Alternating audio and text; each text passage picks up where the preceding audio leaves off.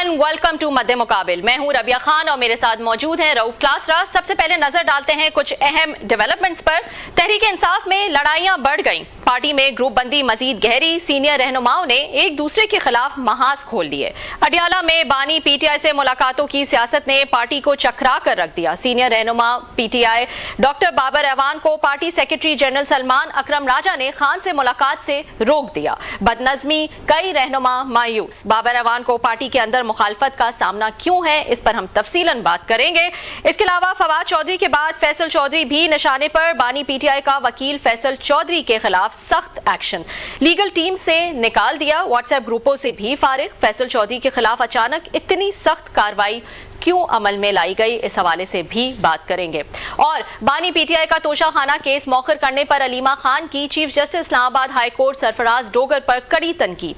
Chief justice की तैनाती पर एक बार फिर सवालात उठा दिए गए। अहम तफसीलात आपके साथ शेयर करेंगे, लेकिन सबसे पहले बात कर लेते हैं कि इस वक्त पीटीआई में जो ग्रुप बंदी नजर आ रही थी उसमें दिन ब दिन इजाफा ही होता जा रहा है। इस पर बात करने के लिए हमारे साथ मौजूद हैं साबिक सेनेटर और पीटीआई के सीनियर रहनुमा डॉक्टर बाबर अवान साहब। अस्सलाम वालेकुम डॉक्टर साहब and thank you so much for joining. जी वालेकुम अस्सलाम। जी डॉक्टर साहब, आप तो कल से जो है वो बड़ी खबरों में छाए हुए हैं, हर जगह जो है वो आपका ही नाम नजर आ रहा है। मेन स्ट्रीम मीडिया पे, सोशल मीडिया पे जो है वो आपके ही हवाले से खबरें चल रही हैं। आखिर ऐसा क्या हो गया जेल के बाहर कल के हर तरफ जो है वो आप ही छाए हुए हैं? Thank you very much. क्लासा साहब भी मौजूद हैं। पहला तो ये है कि जो गुफ्तगू हुई वो मेरी मौजूदगी में नहीं हुई, मैं तो वहाँ मौजूद नहीं था जहाँ गुफ्तगू हुई, इसलिए उस पर मैं कमेंट नहीं कर सकता। दूसरा, मालिक के शो में रात को सलमान बैठे और उन्होंने बात कर दी है, आई थिंक दैट्स सफिशिएंट। और तीसरा, क्लासा साहब जानते हैं कि मैं जो पार्टी के अंदर के मामलात हैं बहुत अंदर से जानते हैं कि मैं उन पे पब्लिक में कभी कोई कमेंट नहीं करता। लेकिन दो तीन इश्यूज ऐसे हैं जो मैंने कल इमरान खान के सामने रेज किए हैं, शेयर किए हैं और उन्होंने उनको रिसीव किया सीरियसली। उनमें से सबसे पहली बात यह है कि इस वक्त पाकिस्तान का जो हमारे नज़दीक असल मसला है वो ये है कि इमरान खान इस मुल्क की ज़रूरत है और जो निज़ाम रजीम 47 के जरिए से इंस्टॉल हुआ था वो तीन बातों में नाकाम हुआ। एक, इस्तेकाम नहीं ला सका, दूसरा पॉलिटिकल स्टेबिलिटी नहीं ला सका, तीसरा मैशत ठीक नहीं कर सका।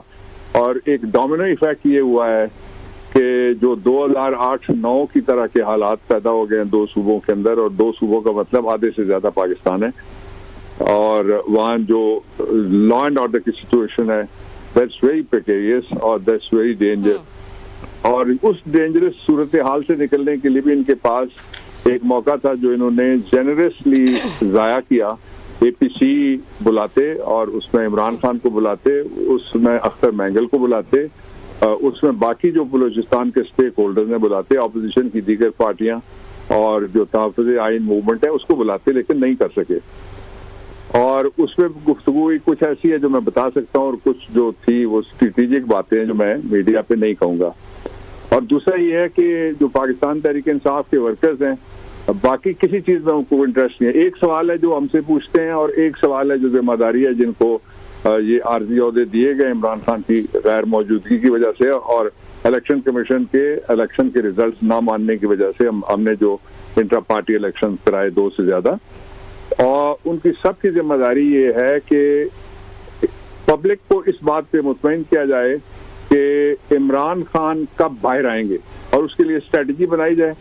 लोगों को और किसी बात से कोई गरज सिरे से है ही नहीं। तीसरी और सबसे इम्पोर्टेंट बात मेरे नज़दीक ये है कि मुल्क में रूल ऑफ लॉ नाम की चीज़ दूर दूर तक किसी जगह पे मौजूद नहीं है, और उसका ताज़ा सबूत आपने देखा जो एक फैक्ट फोकस के उनके जो घर से 2 उनके भाई उठाए गए, इससे पहले मिशवानी के 2 भाई उठाए गए थे, उससे पहले अली अवान के भाई को उठाया गया था और वगैरह वगैरह।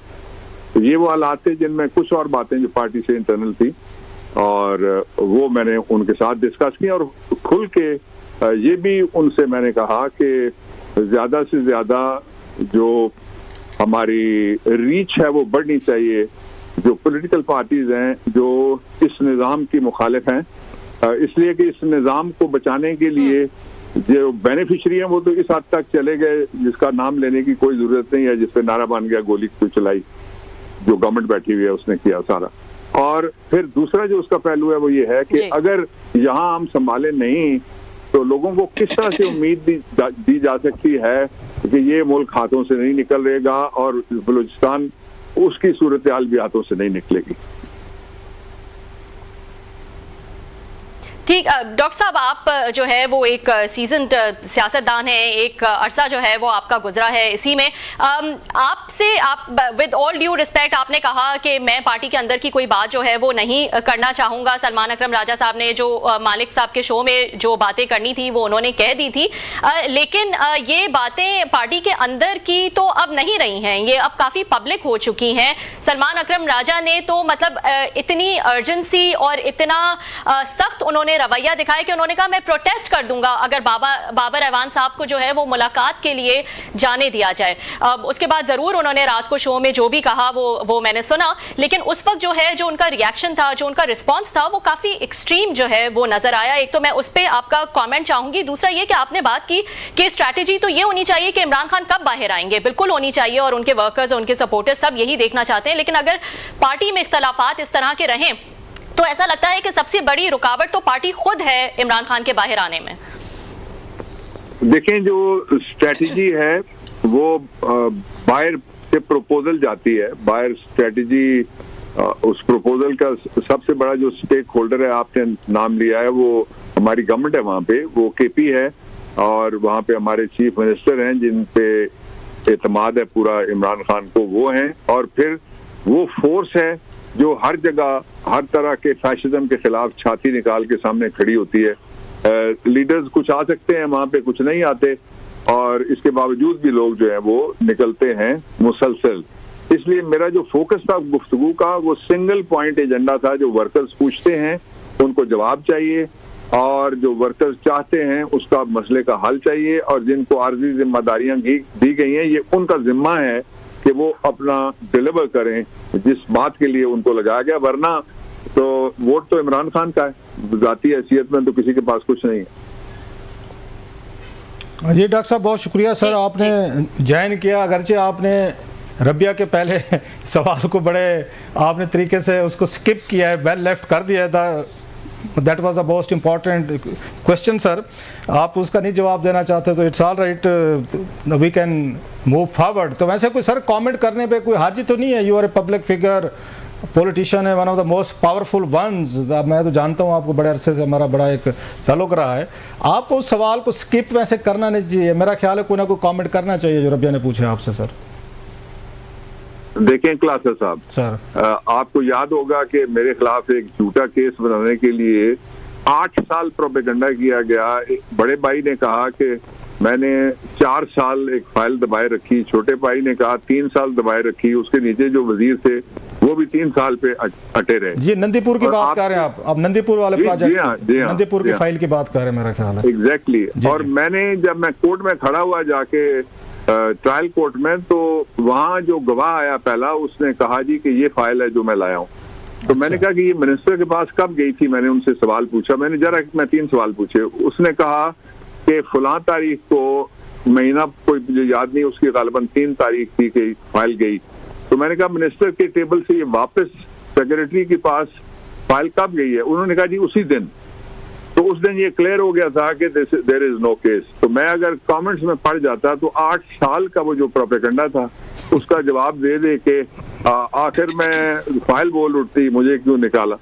नहीं डॉक्टर साहब, ये तो आप एक पॉलिटिकल शख्सियत तो हैं, इससे डिनाई तो नहीं किया जा सकता। You are a public figure, you are a politician, आप सेनेटर रहे हैं, आप उसके बाद या वजीर या कानून रहे हैं आप, बल्कि मैं तो ये समझता हूँ गिलानी साहब के दौर में यू आर द रियल मतलब डिफेक्टो प्राइम मिनिस्टर के, मैंने तो चीज़ें बड़ी करीब से देखी हुई हैं आपकी।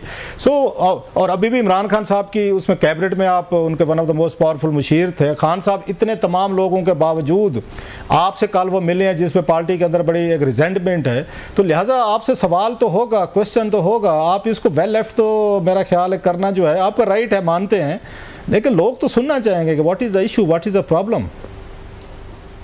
देखिए, मुझे कोई रिजेंटमेंट नजर आई अगर तो आपका शो पहला होगा जिसमें आके नाम ले लूंगा फलाना रिजेंट कर रहा है। आप रिजेंटमेंट तो मुझे रिजेंटमेंट, मेरे सामने तो किसी ने कभी कोई बात ही नहीं की, ना ही हमारे जो फोरम है उन पर बड़ी खुली डिस्कशंस होती हैं। और बल्कि उन फोरम्स के हवाले से मैंने एक और आपको मैं दे देता हूं बात जो मैंने की इमरान खान से, और बड़ी खुला के की।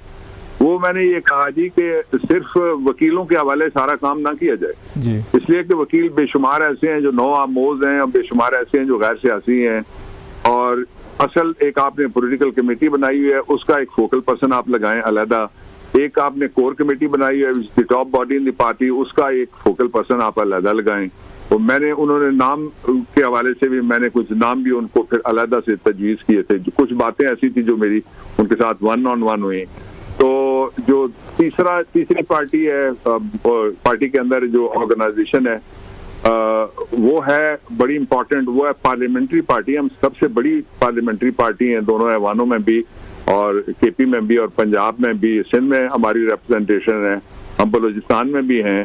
तो इसलिए मैंने उनको ये कहा कि ये तीन अलग-अलग कर दें, ताकि जो लोग पार्लियामेंट में नहीं है, मैंने ये भी कहा कि यहाँ जितने लोग बैठे हैं उनमें से कोई भी पार्लियामेंट में नहीं है, तो ये उनको काम जो पार्लियामेंट्री कमेटी है उसको अपना करने दिया जाए। डिवीजन ऑफ वर्क से ये जो सवाल आप कर रहे हैं, जो तासुर जाता है, ये तासुर खत्म हो जाएगा। उन्होंने पूछी मुझसे कुछ और बातें भी जो मैंने उनको तजावीज़ दी, उनके ऊपर एक्शन सामने आएंगे होपफुली। अच्छा सर, एक जो आज भी मैं वीडियोस देख रहा था अभी थोड़ी देर पहले, हामिद खान साहब बड़ा नाम है, वकीलों के बहुत बड़े लीडर समझे जाते हैं, सलमान अकरम राजा साहब और बड़े बड़े नाम, वो सारे उनको एक सिपाही ने रोक के रखा हुआ है। ये मैं आज की बात कर रहा हूँ, कल भी ये कुछ हुआ है, एक सिपाही उनको जेल के अंदर नहीं जाने दे रहा और वो बेचारे बेबस होकर बाहर बैठे हुए हैं। बड़े मतलब शानदार वीडियो क्लिप्स में अभी थोड़ी देर पहले भेज रहा था, आपके साथ भी शेयर करता हूँ मैं।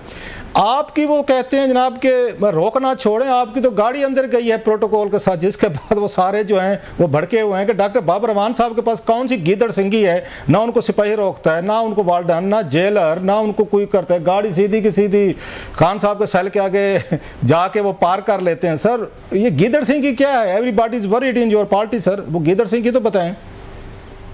None is worried in my party, having declared that गीदड़ सिंगी हासिल करने के लिए जोग, कश, बनवास और शागिर्दी, ये 4 शराइत होती हैं। लेकिन मैं आपको बता देता हूँ सर, मुझे as senior advocate, as former law minister, मैं इमरान खान को लेके गया, मैंने चीफ जस्टिस साहब से दरखास्त की कि हम अगर मेन गेट से आए तो हमारे ऊपर पर्चा हो जाएगा, इसलिए कि शीशे टूटेंगे, इसलिए मुझे जजेस वाला वेन्यू इस्तेमाल करने दिया जाए पेशावर हाई कोर्ट में। इमरान खान की जो पहली 23 मुकदमात में बेल हुई थी, मैं अंदर गया, फिर 2 दफा मैं लेके गया, फिर मैंने किसी से दरखास्त की। उमर अयूब की जब हमने बेल बिफोर अरेस्ट कराई थी और वो अपोजिशन लीडर बनने वाले थे, उनसे पहले उनको गिरफ्तार करने का टास्क दिया गया था 2 सूबों के आईजीज को, वो भी हमने कर लिया। उसके बाद जब कोई बारिश हो या इस तरह का काम हो, मौसम सख्त हो, या से I am down in health sometime, वो आ जाता है कोई सीजनल कोई चीज, तो मैं रिक्वेस्ट करता हूँ तो गाड़ी अंदर चली जाती है वहां भी।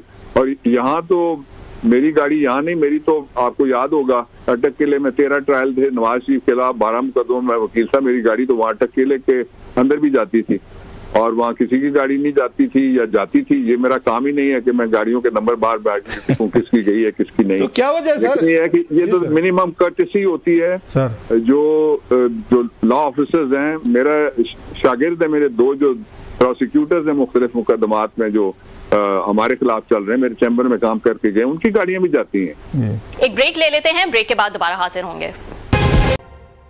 वेलकम बैक नाजरीन। सलमान अकरम राजा साहब पार्टी के सेक्रेटरी जनरल, बड़ा नाम है। हामिद खान साहब को मैंने देखा है, बेचारे वो उसके बाहर बैठे थे, उस पर टूटी फूटी कुर्सी पे बैठे हुए थे। पीटीआई के लोगों की शक्लें देखें, देवारी ने बैड शेप 2-2.5 घंटे इंतजार कर रहे हैं। अलीमा खान साहबा को कोई नहीं जाने देता, सलमान अकरम राजा नहीं जा सकते, आजम सवाती नहीं मिल सकता, लंबी लिस्ट है। लेकिन बाबर रहमान साहब के लिए सारे जेल के गेट खुल जाते हैं विदाउट प्रोटोकॉल। तो ये महज ये कटसी है या कोई आपका राइट जगह पे राइट कनेक्शंस हैं जहां से गेट खुल जाते होते हैं? सर मेरे पास राइट जगह वही है जिससे मैं बात कर रहा हूँ, बाकी आपको पता ही है सारे रॉन्ग नंबर निकलते हैं। आप राइट नंबर के पीछे भागे, वक्त आने पे रॉन्ग नंबर निकलता है। तो सर क्या असल बात है वही सर, सुनिए ना सर, असल बात आपने कही, एक नाम आपने लिया, उसमें मैं जरूर तबसरा करना चाहूंगा कि अंदर ये तासुर था कि जो हमारे आजम स्वाति साहब हैं वो किधर हैं जी। मैंने उनको बताया और उनको पहली दफा पता लगा, मैंने कहा आज वो चौथी दफा आए हुए हैं आजम स्वाति साहब, वो बाहर बैठे। आपने इमरान खान को बताया? आपने इमरान खान साहब को बताया? जी जी, मैंने इमरान खान को बताया। अच्छा, मेरे जाने से पहले मैं तो कोर्ट के केसेस करने के बाद बाकी काम करता हूँ जी। जो मैं कोर्ट के केसेस करके जब मैं वहां पहुंचा तो आजम स्वाति खड़े थे, मैंने नहीं देखा, वो उतर के आ गए, मेरी गाड़ी में आके मेरे साथ बैठे और कहने लगे कि अब चौथी दफा मैं आया हूं। फिर वो मैंने उनको मशवरा दिया कोई जिस पे उन्होंने अमल किया, होपफुली। फिर मैंने अंदर जाके जब मैं गया तो मैंने सबकी मौजूदगी में उनको बताया, मैंने कहा चौथा हफ्ता है आजम स्वाति साहब आ रहे हैं, बाहर बैठ रहे हैं, इज अ वेटरन पॉलिटिशियन, उनकी कुर्बानियां, उनके अखराजात और वकीलों के लिए वो आप देखते थे कन्वेंशन किस तरह करते थे, भाग दौड़ किस तरह कर रहे थे जी सर। तो इमरान खान ने कहा कि उनको बुलाओ अगली दफा। वन, दूसरा ये इसी तरह मैंने मिशाल यूसुफ जई का जब जिक्र आया तो मैंने कहा उनको आप बुलाएं। ये दो नाम तो मैंने आपको बता दिए। तो सर ये 2-3 नाम आपके कुलीग्स हैं, आपकी पार्टी में भी हैं, आपके दोस्त हैं, कामरेड हैं, सेम प्रोफेशन, हामिद खान साहब और सलमान अकरम राजा साहब, या अलीमा खान साहबा, इनको भी आप अपनी गाड़ी में साथ ले जा सकते थे। आपकी गाड़ी तो कोई नहीं रोकता, जेल का दरवाजा आपको तो नहीं रोकता, सिपाही आपको तो नहीं रोकता। मेरी मुलाकात साथ बिठा लेते सर, इनको भी ले जाते आप। मेरी मुलाकात हुई थी अलीमा खान साहिबा, मुझसे भी आगे उनकी गाड़ी रुकी हुई थी, वो खातून है और फैमिली की गाड़ियां वहां तक जाती हैं। ये मेरे ख्याल में इसके अंदर लोगों ने जो खबर तलाश करने की कोशिश की है, एटलीस्ट आई विल डिसअपॉइंट। नहीं, इसमें सारी खबर तो बनेगी डॉक्टर साहब, आप खुद भी लिखते हैं, लिखारी हैं, आपके कॉलम भी छपते हैं, मतलब 50%, बल्कि यूं करते हैं मतलब 33% आप जर्नलिस्ट हैं, लिखारी कॉलम है, 33% आप सियासतदान हैं, 33% आप वकील हैं, 100% में से मैंने तो नंबरिंग कर दी, 33% तो आप भी जर्नलिस्ट हैं सर। तो ये बात तो आप भी मानेंगे, खबर तो है कि बाबर रहमान साहब की गाड़ी जो है यहाँ से चलती है और पूरा वो मोहल्ले सारा हिंद सिंध क्रॉस करती अडियाला रोड जेल से सीधी जाके जेल का गेट खुलता है और इमरान खान के सेल के आगे रुकते हैं, बाकी बेचारे 2-2 ढाई घंटे बाहर बैठे। आपका क्या ख्याल है? बीइंग 33% कोटे से पूछ रहा हूँ जर्नलिस्ट के तौर पर जो आप हैं, ये खबर नहीं बनती सर? नहीं, खबर ये बनती है कि वो अगली दफा घोड़े पे जा रहे हैं। आपका एतबार भी नहीं है सर, आप यहाँ के अवान है कि किसी वक्त घोड़ा ढोल ढमक्का पूरी झुमर ताड़ी के साथ ऐं जी हम जा रहे हैं मिलने के लिए सर, इट्स पॉसिबल। अच्छा सर, इंशाल्लाह वो वक्त भी अल्लाह आपके मुंह में घी चक्कर, वो वक्त आ रहा है जब घोड़ा भी जाएगा, इमरान बाहर निकल रहा होगा जी और हम उनको लेके आएंगे। नहीं सर, वो आप हो सकते हैं। अच्छा सर, ये बताएं कि ये मुलाकात जो हुई है इमरान खान साहब की रिक्वेस्ट पे हुई है या आप उनको मिलकर कोई पार्टी अफेयर्स पे ब्रीफ करना चाह रहे थे?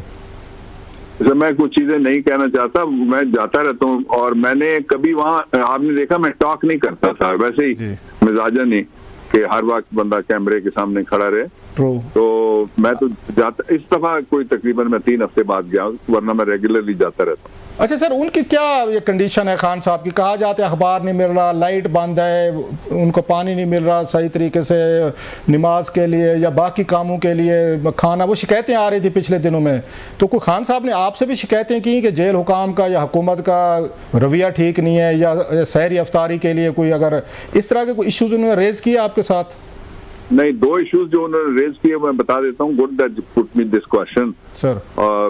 सबसे पहला तो ये है कि उनको कैदे तन्हाई में रखा गया है। एक कमरा है जिसके अंदर मेरे समेत, उनके घर वालों समेत किसी को जाने की इजाजत नहीं है जी। उस कमरे का जो दरवाजा है वो 3-4 जगह से खुल के और फिर वो कोर्ट में आते हैं और वहां से जब मुलाकात करवाई जाती है तो ये एक अलग कॉम्प्लेक्स है जिसमें सुपरिटेंडेंट वगैरह एडमिनिस्ट्रेशन होती है, उसमें जाते हैं। वहाँ छोटे छोटे कैबिन बने हुए हैं। कल जिस कैबिन में हमारी मुलाकात हुई वो तकरीबन 8x12 का कैबिन होगा और वहाँ फट्टे लगे हुए हैं जिस तरह से ये मुर्गी खाने के डरबे होते हैं, इस तरह से। आगे 3 शीशे हैं, दरमियान में से शीशा निकाला गया है और उसमें से गुफ्तगू होती है। कोई अलग बात करनी है तो फिर एक का कान और दूसरे का हाथ और मुंह और उस तरह से बात की जा सकती है, नंबर 1।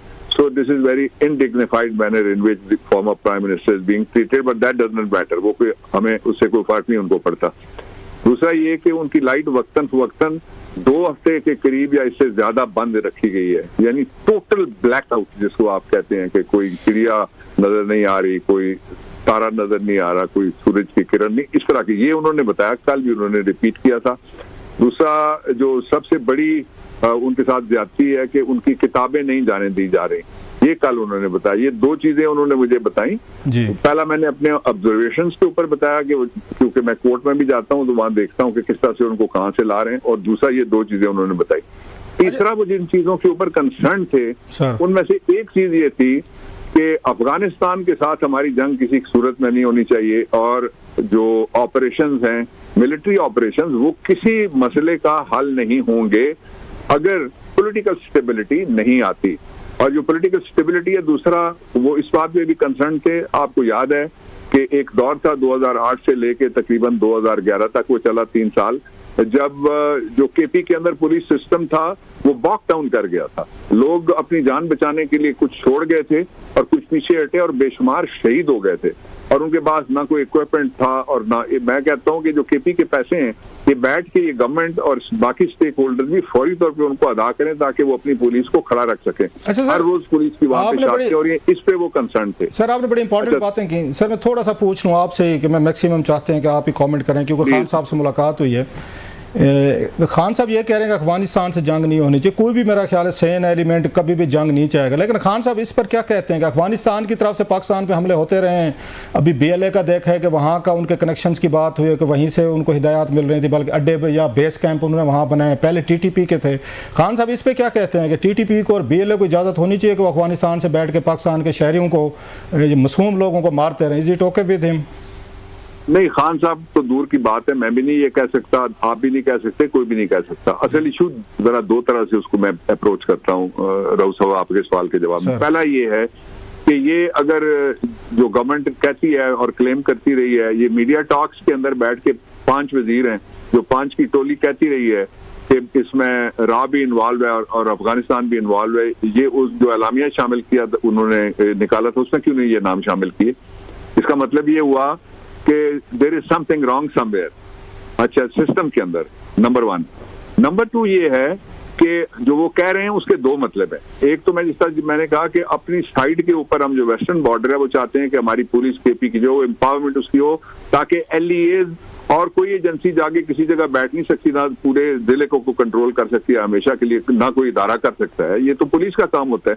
पुलिसिंग है ही पब्लिक के साथ पब्लिक रिलेशनशिप का नाम। आपको याद होगा कि वो तो लश्कर लेके चले गए थे लोगों का जो अनआर्म्ड थे, और जाके कहा कि जो ऑपरेशन बंद किया जाए, उस पर अर्सवाइट फाटा के बॉर्डर तक वो चले गए थे। तो इसलिए खान साहब सर हमने देखा, सॉरी मैं आपकी बात कह दूं आपकी इजाजत से सर अब तरीका ये है कि वहाँ पे इलेक्टेड गवर्नमेंट है, उस गवर्नमेंट को आप एम्पावर करें, और जो अली अमीन खान है उसको आप इजाजत दें, वो आपकी बात करा देगा। सारी दुनिया में बात करने के लिए आले शरीफ के लोग हर लेवल के हर दौर में बाहर जाते रहे हैं, बात करते रहे हैं, मुआहदे करते रहे हैं, कंपनियां लाते रहे हैं जो जाली निकलती रही हैं। तो ये तो एक एक्चुअल थ्रेट है ना जी, जो हमारे लॉ एंड ऑर्डर को भी है, हमारे मुल्क को भी है, हमारे समाज को भी है। और इसके ऊपर सीरियस लेने वाला काम ये था कि APC आप कॉल करते, किसी ने यहाँ बड़ा प्रोपेगेंडा किया गया। मैं एक जुमला और मैंने उनसे कुछ डिस्कशन की थी, मैं आपके सामने रखना चाहता हूँ, वो ये है कि किसने कहा कि इमरान खान को बुलाओ और वो उन्होंने आने से इनकार कर दिया, और कहाँ लिखा हुआ है जब 22 अगस्त को जाके आप दरवाजे खोल सकते हैं सुबह 4 बजे, तो आप उनको 2 घंटे के लिए नहीं ला सकते थे APC में? किसने ना दावत? ये सारे ड्रामे माजी में देखा ये लोगों के सारे ड्रामे। खान साहब तो नहीं, ये सर खान साहब तो नहीं बैठते होते थे, वो शहबाज शरीफ के साथ, मौलाना फजल रहमान के साथ, जरदारी साहब के साथ, बिलावल साहब के साथ बातें थी ना। नहीं सर मैं थोड़ा सा, अगर मुझे इजाजत दें सर प्लीज सर, जब वो आपको याद होगा वजीर आजम थे और ये फैटफ एक बहुत बड़ा सीरियस इशू था जिसके लिए लाज लाने थे, तो ब्रीफिंग के लिए जनरल फैज और जनरल बाजवा ने आना था, सबको इकट्ठा किया हुआ था। तो खान साहब ने कहा था मैं तो नहीं आता, हालांकि वजीर आजम ये तो चोर डाकू हैं, why should I sit with them. तो आज खान साहब उन्हीं चोर डाकुओं के साथ पार्लियामेंट में क्यों बैठना चाह रहे थे इस मसले पे? वो तो कभी नहीं बैठते थे, हाथ ही नहीं मिलाते थे, चोर डाकू हैं।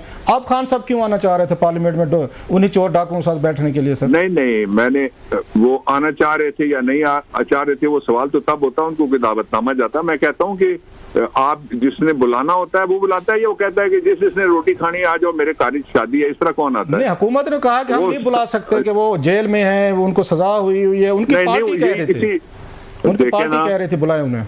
अच्छा सुनिए ना सर, मैं भी कहता हूँ बुलाएं, इसलिए बुलाएं कि उनके बगैर मसला आपने हल कर लिया, उनको अंदर रख के और नहीं हल होना, और खराबी होगी और गड़बड़ होगी, सर खान साहब ने जाएगा और इकोनॉमी डूबेगी और अदम इस्तेकाम। मैं जो कहना चाह रहा था सर, बात वो अगर आप इजाजत दें मैं वो सिर्फ बात कह दूं कि बात ये है कि अगर तो आपने अपोर्शनमेंट करनी है कि देखें जी उन्होंने ये किया था, फिर मैं ये कर रहा हूँ, फिर ये इधर चला गया और उधर समीउल्लाह से कलीमुल्लाह खेलना है, तो आप खेलते रहें, 3.5 साल तो आपको होने वाले हैं। अच्छा खेल में आपने मुल्क का खिलवाड़ कर दिया। अगर आप सीरियस हैं तो आपको सीरियस, मैंने एक नाम नहीं लिया सिर्फ इमरान खान का, ये अख्तर मैंगल के पास जाने से इनको किसने रोका हुआ था, ये महमूद खान अजगजई के पास जाने से इनको किसने रोका हुआ था, ये मारंग बलोच को बिठा के जब वो यहाँ आई थी धक्के मारने के बजाय उसको बिठा के आप अंदर ले जाएं, आप जाके इमाम से बात करें, एहतराम दे दें किसी को। आपको याद होगा सर महमूद खान अजगजई साहब विद ऑल ड्यू रिस्पेक्ट, वो तो अफगानिस्तान और पाकिस्तान के बॉर्डर को मानते नहीं है sir, he doesn't believe in it. वो तो कहते हैं ये हमारा काबुल से लेके ऑन वर्ल्ड हमारा वतन है और किसी को बॉर्डर बनाने की ज़रूरत नहीं। तो उनसे क्या, उनको बुला के उनसे क्या मशवरे किए जा सकते थे, नंबर 1, लेकिन फिर भी करना चाहिए। नंबर 2 सर, इमरान खान साहब के पास जो सोल्यूशन है वो तो एक ही है कि तालिबान जो जितने टीटीपी के लोग हैं उनको पाकिस्तान में लाओ और उनको बसा दो। अपने दौर में 35-40 हज़ार बंदा लेकर आए थे और सवात माला का। Very good question, very good question. Khan साहब तो चाहते हैं पूरे तालिबान ले आए, उनको ये टीटीपी को ले आए पाकिस्तान में बसा दें सर। शुक्रिया। ये पहले जो आए थे 40 साल से 35 लाख बैठे हुए हैं, ये भी इमरान खान लाया था नंबर 1। नहीं सर, वो रेफ्यूजीज से, वो रेफ्यूजीज में और टीटीपी के टेररिस्ट में फर्क है सर, थोड़ा सा फर्क कर लेते हैं सर। वो तो लड़ते रहे हैं फौज से, पाकिस्तान से, आर्मी से लड़ के गए थे, यहाँ से लोग मारे हैं उन्होंने, सवात में मारे, इनोसेंट। आपके वहाँ खैबर पख्तूनख्वा के वहाँ ब्रेव, वहाँ पे शहरी और आपकी पुलिस मारी गई है, वो तो लड़ के गए थे, वो तो बाकायदा असले के साथ लड़े हैं, फिर अफगानिस्तान में सर। कलासा साहब सर, आपने मेरा वो कहा था ना 33% ये, तो इसमें से 33% टाइम मुझे भी बोलने का दे दे सर। आपका ही है सर, प्लीज। जी सर। सर अच्छा सुने ना सर, 2-3 बातें आपने अगर गुफ्तगू नहीं करनी, इंडिया में तो आपका फॉरेन मिनिस्टर दौड़ा हुआ चला गया जी, वही फॉरेन मिनिस्टर अफगानिस्तान नहीं जा सका। सारी दुनिया में भीख मांगने के लिए आपका जो अब फॉरेन मिनिस्टर है वो जाता है, वो अफगानिस्तान नहीं जा सका। 30 लोग लेके सरकारी खर्चे पे, आप तो बड़ा इस पे नजर रखते हैं, ये भी आप स्कैंडल करें ना कि कितने पैसे हमारे खर्च हुए हैं। ये जो सरकारी एक घर का उमरा हुआ है हाउस ऑफ शरीफ का, इसके ऊपर कितने पैसे खर्च हुए हैं और गया कौन कौन है, ये भी आपको हैरान कर देगा। जैसा कुछ मेरे पास इंफॉर्मेशन है सर, तो ये सारे काम तो कर सकते हैं, ये अफगानिस्तान जाके बात नहीं कर सकते। ये यूक्रेन के बारे में फिक्रमंद रहते हैं और ये हमेशा से रवांडा, युगांडा, बुरुंडी के बारे में फिक्रमंद रहते हैं। ये पड़ोसी है भाई, साथ बैठा हुआ है।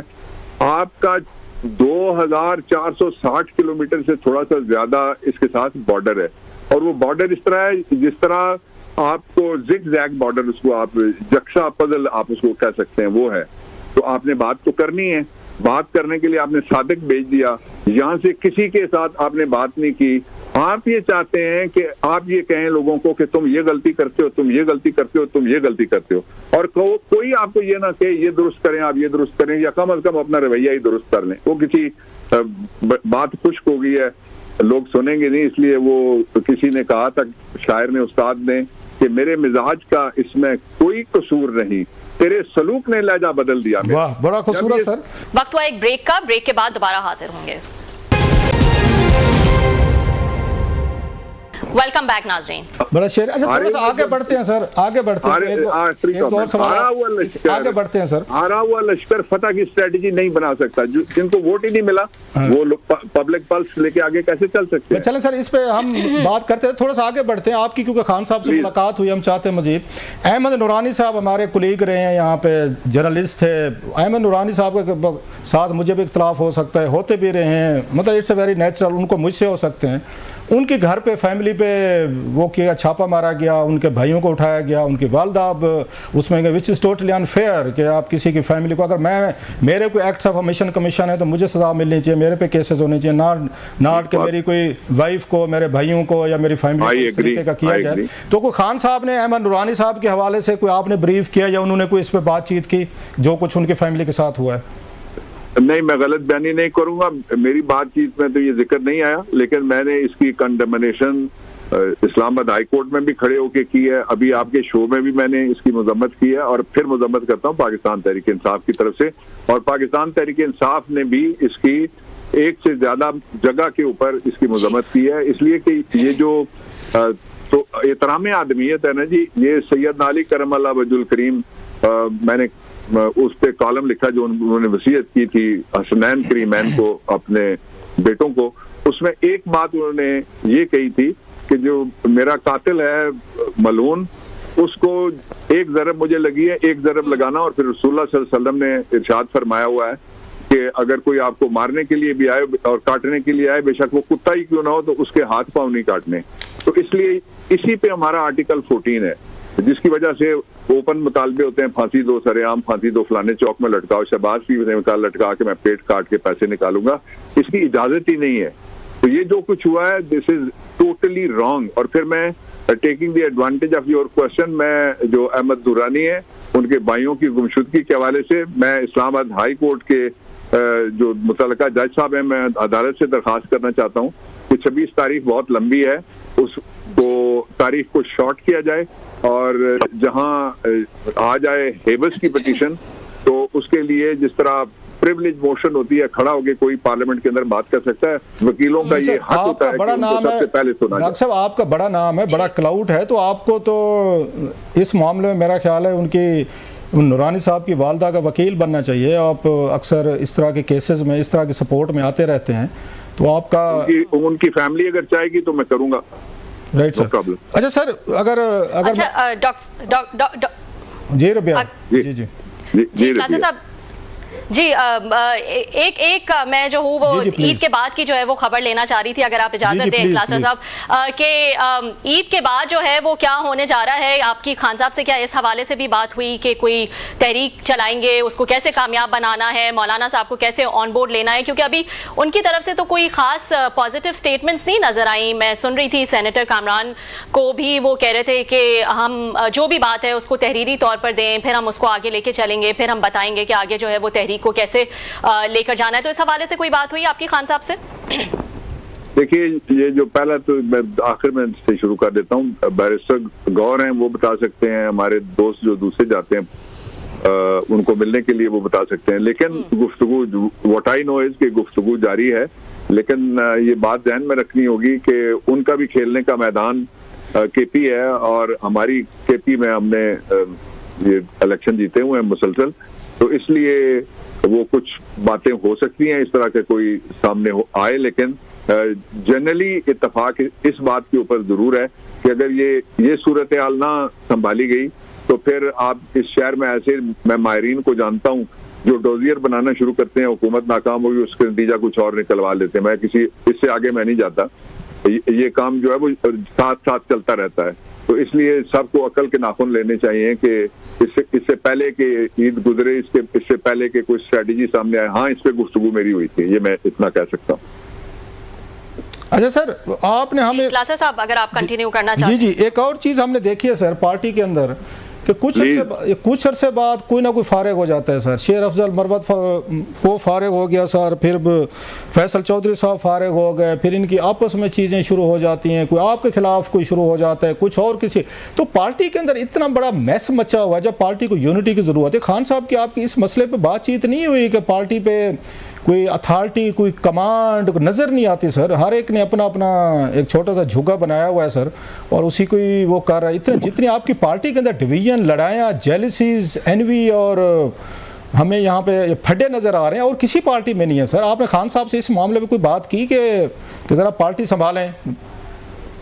देखें, खान साहब पार्टी हैं, पार्टी खान साहब हैं, अवाम खान साहब के साथ हैं, इसलिए मैं नहीं समझता, ना मुझे कोई कभी नजर आई है कि कोई इख्तिलाफ हो। वकीलों में है, ठीक, वकीलों में दो ग्रुप हैं वकीलों के, और दोनों ग्रुप बार का भी इलेक्शन लड़ते हैं, दोनों ग्रुप अंदर भी उनके दरमियान इस तरह की नोक झोंक जो है वो चलती रहती है। लेकिन पार्टी के अंदर सिरे से ना कोई ग्रुप है, और सिरे से ना कोई टेंशन है, और सिरे से ना कोई इनडिसिप्लिन है। चलें sir, thank you very much doctor साहब, बहुत आपने तफसील के साथ एक रैपिड फायर राउंड के साथ हमने interview. Thank you very much sir for your patience and your cool approach to our some tough questions. बहुत शुक्रिया आपका। थैंक यू, बहुत शुक्रिया डॉक्टर साहब फॉर ज्वाइनिंग अस। नाज़रीन, आज के लिए इतना ही, कल आपसे दोबारा मुलाकात होगी।